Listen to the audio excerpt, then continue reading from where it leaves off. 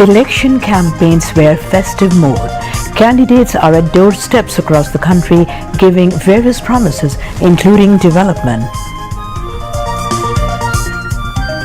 144 cases of code of conduct violations found through mobile courts in 128 electoral areas from January 8 to 26.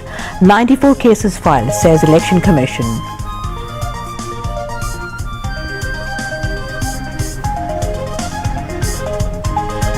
BNP government took the country out of the cycle of corruption under the leadership of Begum Khaleda Zia in 2001.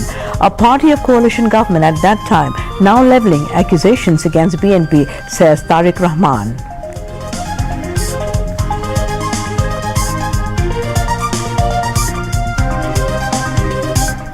In Bangladesh of change, no syndicates or extortion. Measures will be taken to provide respectable jobs to extortionists as well, says Dr. Shafiqur Rahman.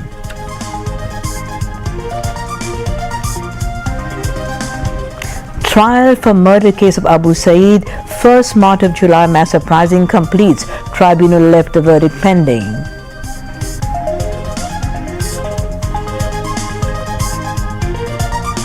Chief Advisor Professor Muhammad Yunus inaugurates e-learning program in 3 hill districts, exchange views with students and teachers.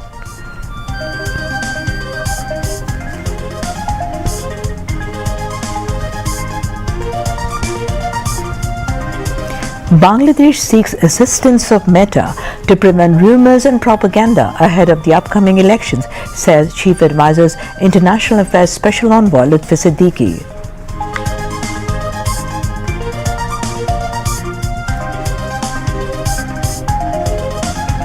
Government approves purchase of 10,000 tons of lentils and 1 crore litres of soybean oil for the upcoming Ramadan.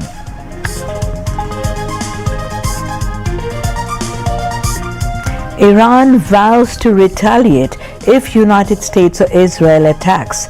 US deployed warships near Iran. Tehran interested in signing agreement, says Donald Trump. And in Harare, Pakistan beat New Zealand by 8 wickets in Under-19 World Cup Super 6 match. Assalamu alaikum. This is Shamim Khan. Welcome you all to News at 10. Those were the headlines. We now move on to the news in details. All eyes are now on February the 12th. The eager public is counting days to the upcoming 13th National Parliamentary election. Voting will take place simultaneously and without interruption across the country on February the 12th from 7:30 a.m. to 4:30 p.m. In this election, 1,973 nominated candidates from various parties will engage in fierce contests across 298 constituencies nationwide. Meanwhile, from early morning, candidates of different parties, accompanied by the activists and supporters, are tirelessly going door to door to reach the voters. There is intense competition as rivals strive to show themselves ahead, while both candidates and voters from all parties share a common expectation that the 13th National Parliamentary election will be held in a free, fair and impartial manner. Whether from BNP, Jamaat, NCP, independent candidates or other parties, despite the energetic campaigning in the respective constituencies, voters ultimately want to elect the most capable candidate, someone they believe will stand by them in local development. People of the country also hope that this election will lead to formation of a new government guided by worthy representatives to build a corruption-free new Bangladesh. From January 8 to January 26, 144 incidents of violating election code of conduct were detected by mobile courts in 128 constituencies. A total of 94 cases were filed in these incidents and a fine of Taka 9,05,500 was collected.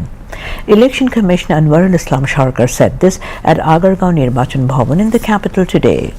Briefing newsmen, he said those who will be carrying out duties during 13th Parliament election and referendum can campaign for the referendum, but they cannot be in favor of referendum or go against it.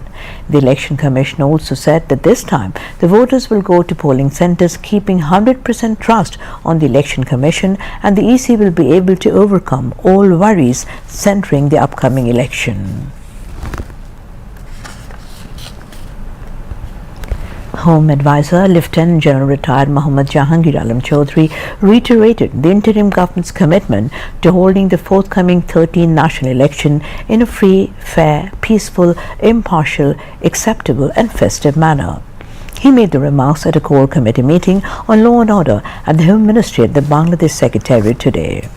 The advisor said a coordination cell has been formed at the Home Ministry ahead of the upcoming general election and referendum scheduled for February the 12th.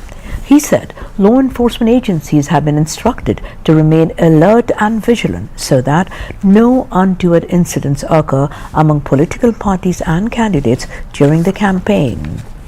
At the meeting, Home Advisor said several directives had been issued to law enforcement agencies, including officials assigned to election duties ahead of the polls. He opined that law enforcement agencies have therefore been instructed to gain trust of the people. The law enforcement agencies have been instructed to work with human values, honesty, morality, efficiency, prudence, professionalism, humanity, and a service-oriented attitude in the upcoming election, he said. BNP Chairman Tariq Rahman called on voters to cast their votes on Thaner Sheesh on February 12th election. He said this while addressing an election rally at Mymensingh Circuit House ground today.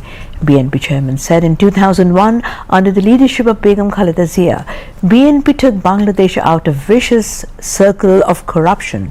He said a political party with the alliance then, that time, now floating misleading information about BNP. Tariq Rahman said that if BNP comes to power, it will provide honorariums for imams and muezzins so that they can live with dignity. BNP chairman said they must be vigilant this time so that no one can loot the votes like in the past. He said if everyone is united in the elections on February the 12th, desired Bangladesh is possible. BNP Chairman Tariq Rahman called on everyone to remain united to establish people's rule and build the desired Bangladesh. During the visit, the BNP chairman will also address rallies at Ghazipur Rajbari ground and Azampur Eidgah ground in Uttara today. As part of election campaigning for the upcoming 13th National Parliament election, the 11-party alliance is holding election rallies across various districts. As part of this program, Bangladesh Jamaat Islami Amir Dr. Shafiq Rahman sought votes in favor of alliance's candidates at a rally held this morning at the Jessore Eidgah ground. He also called for votes in favor of the referendum, expressing optimism that the youth will lead Bangladesh's future development journey. Jamaat Amir said that instead of unemployment allowances, employment opportunities will be placed in the hands of young people. He pledged to upgrade Jessore city to a city corporation and said that if entrusted with the responsibility of running the state, development of every district would be ensured based on fairness and rightful entitlement. Dr. Shafiq Rahman said that in the new Bangladesh there would be no syndicates or extortion, and arrangements would be made to provide extortionists with respectable employment as well. Central and local leaders of 11-party alliance also addressed the rally.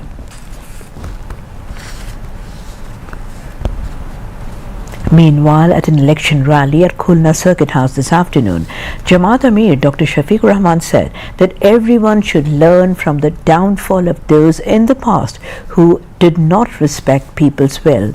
Power can be seized by force, but the hearts of the people cannot be won in that way, he added. Jamaat Amir further said that in the student council elections, country's youth have shown that they no longer want the old arrangements, rather they want a new Bangladesh. In a Bangladesh of change, there will be no syndicates or extortion. Arrangements will also be made for respectable work for extortionists, he added.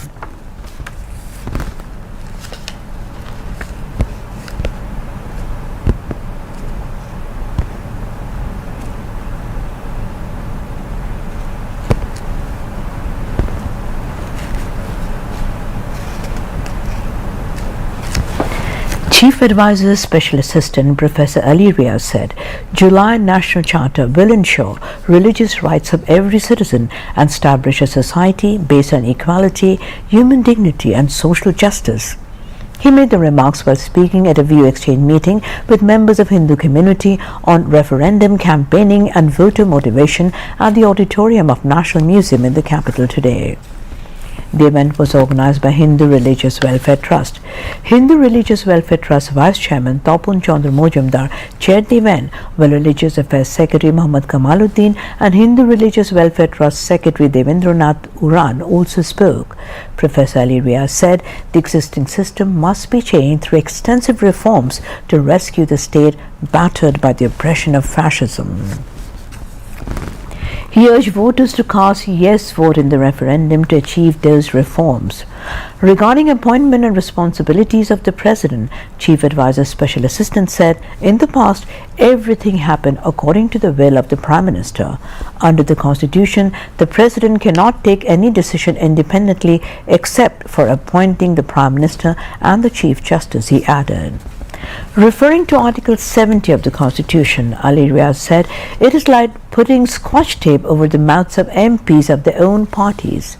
As a special guest, another special assistant to the Chief Advisor Munir Haider said, fundamental objective of a proclamation of independence was to ensure the issues such as social justice and human values are supposed to be implemented with dignity. International Crimes Tribunal 2 has kept the case pending for verdict following completion of trial proceedings in the murder case of Abu Saeed, a student from Rangpur and first martyr of July mass uprising. Prosecutor Mizanul Islam disclosed this information today while briefing journalists. Earlier, Tribunal 2, led by Justice Nazrul Islam Chaudhry, lawyers for the defense presented their final arguments today, the last day of hearing. Before that, the prosecution concluded the presentation of its arguments on January the 25th. In the case, the prosecution presented testimony before the tribunal from 25 witnesses, including father of martyr Abu Saeed, eyewitnesses and journalists. Later, prosecutor Mizanul Islam briefed journalists stating that the prosecution expects maximum punishment for the accused in the verdict. Earlier, in another case involving 8 charges, including killing of 6 people in Kushtia during July mass uprising, Tribunal 2 set February the 1st as the new date for recording of testimony against Jashud President Hassanul Haq Inu, and meanwhile the tribunal dismissed a petition filed by lawyers of army officers seeking a review of the order of framing charges in a case filed against Sheikh Hasina and 17 others, including 11 former and serving army officers, over allegations of enforced disappearance and torture at Rapid Action Battalion Task Force for Interrogation Cell (TFI cell) during the fallen Awami League regime. The order was issued today by International Crimes Tribunal 1, led by Justice Ghulam Murtaza Mojumdar. Later at the same tribunal, statement of former army officer Haseenur Rahman, who was a victim of enforced disappearance, was recorded in a disappearance and torture case against Sheikh Hasina and 13 others, including army officers related to joint interrogation cell. In the morning, a total of 20 accused, including 13 army officers arrested in these cases, were produced before the tribunal.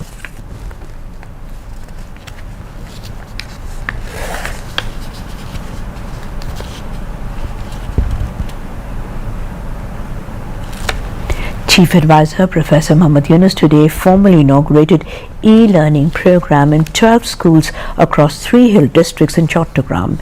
He launched the program virtually from the State Guest House, Jamuna, this noon and exchanged views with teachers and students of 12 schools, 3 primary and 9 secondary schools. The e-learning program will be launched in phases in 149 selected primary and secondary schools in the 3 hill districts within the shortest possible time. Chittagong Hill Tracts Affairs Advisor Shupradeep Chakma, Special Assistant to the Chief Advisor for Ministry of Posts, Telecommunications and Information Technology Faiz Ahmed Tayyab, SDG Principal Coordinator Lamia Murshid and Chattogram Hill Tracts Affairs Ministry Secretary Muhammad Mizanur Rahman were present on the occasion. Addressing the students of the school on the occasion, Professor Yunus said, "The internet has reached the whole world, but it did not reach your areas. The government is responsible for this not happening for so long." Chief Advisor said, "The beauty of internet is that you will no longer have to depend on just one teacher." Professor Yunus said, "Through the internet, you will be able to know what is happening across the world."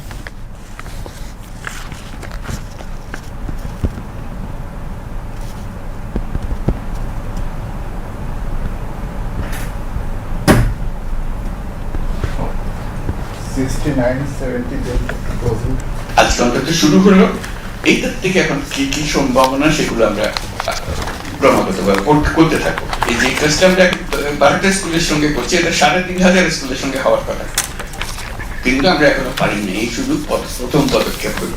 এইটা যেন একবার যে আলো আসলো, এটা যেন কোনো বন্ধ না হয়ে কাজে ছড়াবে, চারদিকে ছড়াবে। এটাই আলোর সুবিধাটা হলো, এটা শুধু আলো না, এটা হলো যে কোনো জায়গা, যে কোনো মানুষের সঙ্গে তাৎক্ষণিক যোগাযোগ। পার্বত্য চট্টগ্রাম মনে হয় এক্ষুনি চলে যায়, এত সুন্দর জায়গা। দুনিয়ার মধ্যে এরকম সুন্দর জায়গা কয়টা আছে, হাতে গোনা যাবে, এত সুন্দর।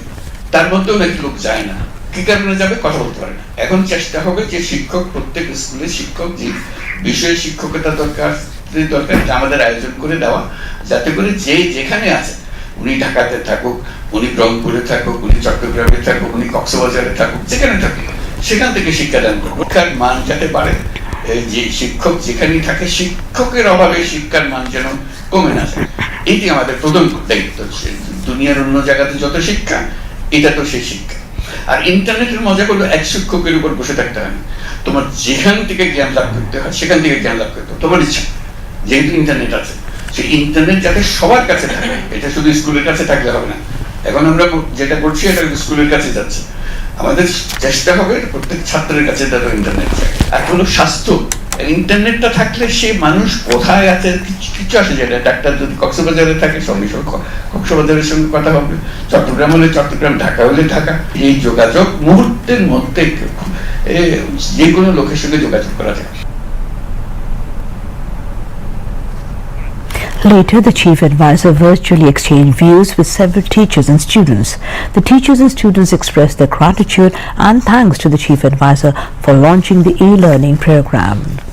Chittagong Hill Tracts Affairs Advisor Shupradeep Chakma said, "Through today's initiative, the government has fulfilled its commitment. A new horizon is opening in education in the Hill regions."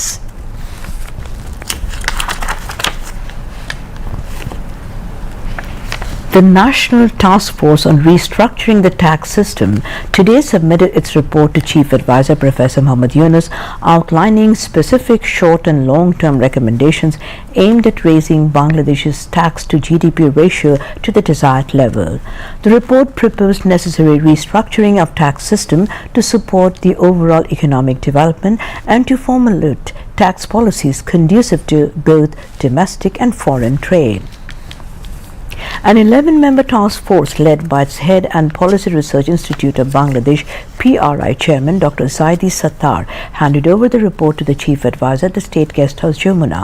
Finance Advisor Dr. Saluddin Ahmed, Economic Relations Division Secretary Muhammad Shahriar Qadir Siddiqui, Finance Division Secretary Dr. Muhammad Khairuzaman Mojumdar, Financial Institutions Division Secretary Najma Mubarak and Internal Resources Division Secretary Muhammad Abdur Rahman Khan were present on the occasion.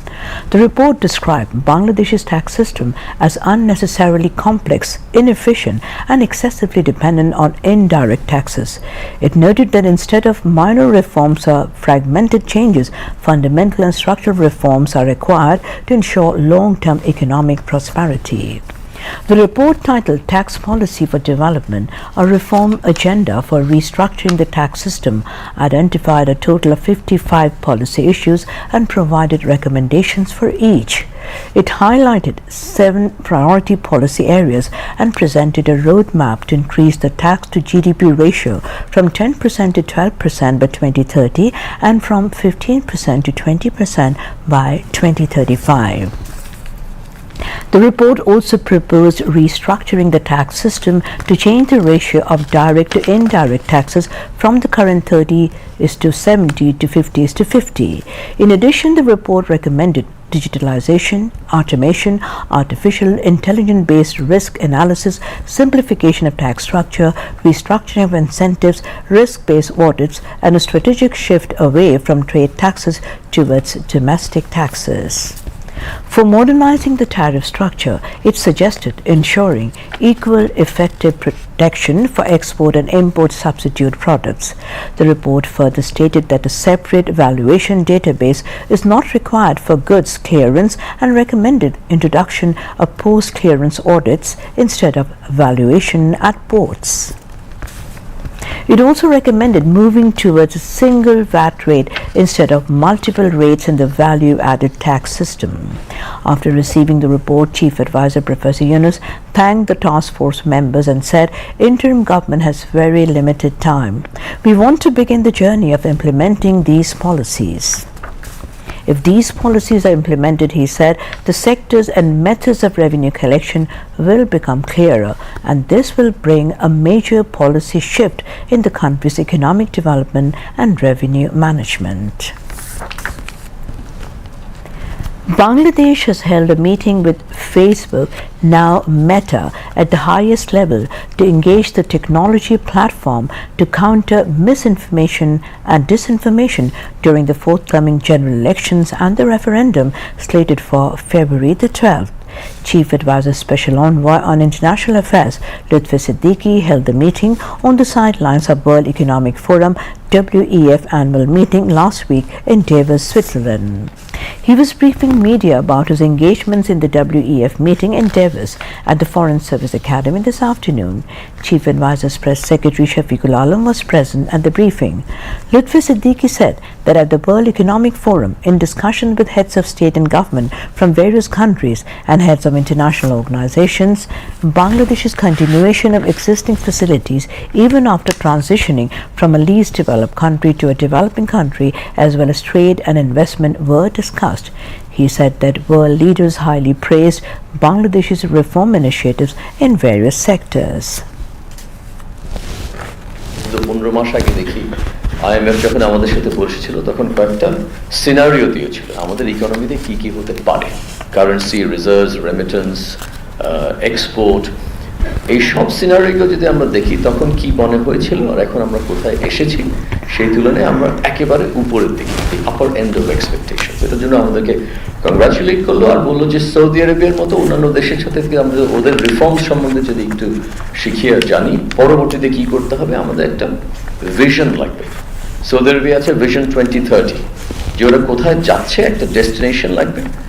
তাতে করে আমরা জানতে পারি যে আমাদের আসলে jobs প্ল্যানটা কি, আমাদের এআই প্ল্যানটা কি, আমাদের ট্যুরিজম প্ল্যানটা কি। একটা প্ল্যান এর সেভাবে থাকলে, অ্যাকশন স্টেপস থাকলে তখন এটা ফলো আপ করা ইজি হয়। তো এখান থেকেও IMF এর সাহায্য পাওয়া যাবে যদি আমরা চাই।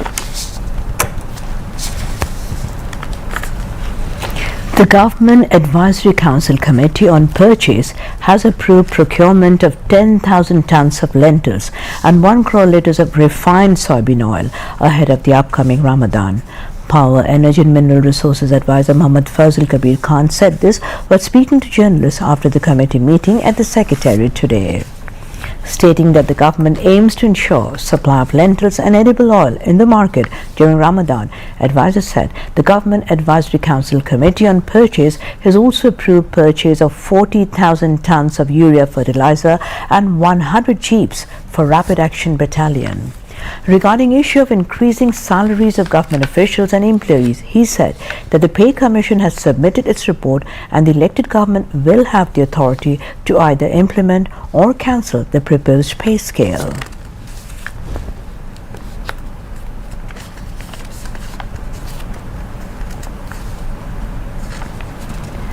Referring to black smoke emitted from every BRTC bus, Environment Advisor Sayyida Rizwana Hassan stressed the need for stronger vigilance and public awareness. She made the remarks today while inaugurating a training program in the capital's Tejgaon.